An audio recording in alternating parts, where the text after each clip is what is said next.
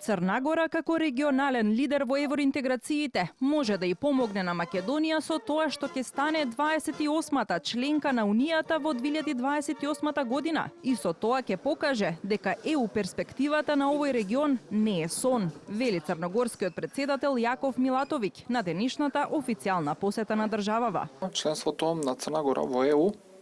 што ние сакаме да го реализираме во 2028 година, всушност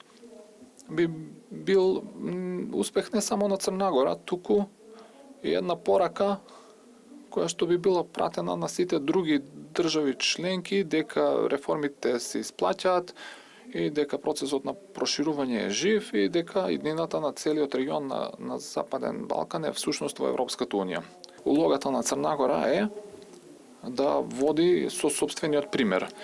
И на тој начин ние најдобро ќе им помогнеме на сите останати држави во овој процес, вклучувајќи тука и нашата пријателска Северна Македонија. За време на заедничката билатерална средба, претседателката Гордана Силјановска-Давкова рече дека во однос на евроинтеграциите на двете држави, таа инсистирала на еднакви стандарди. Според Силјановска-Давкова, преседанот кој се прави од Македонија е само плодна почва за нови преседани и затоа македонското чекорење по европскиот пат мора да се одвива во рамките на копенхашките критериуми и европското уставно право. За прв пат и во историјата на Европската унија и во историјата на Европската заедница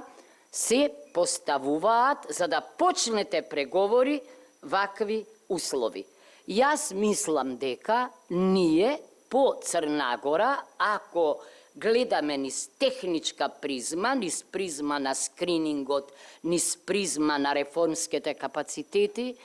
би можеле, да, би требало, ако има разбирање за пречката која што е надвор од европските стандарди и критериуми, многу брзо да станеме членка на Европската унија. Двајцата претседатели подвлекоа дека иако Македонија и Црна Гора се одличен пример за добрососедство, економската соработка помеѓу двете држави која моментално изнесува 61,8 милиони долари е под потенцијалот и таа треба да се стреми да биде значително поголема, а добар чекор во таа насока би било отварање на авиолинија Скопје-Тиват. Милатовиќ, кој доаѓа во дводневна посета на Македонија, беше пречекан со највисоките државни и воени почести.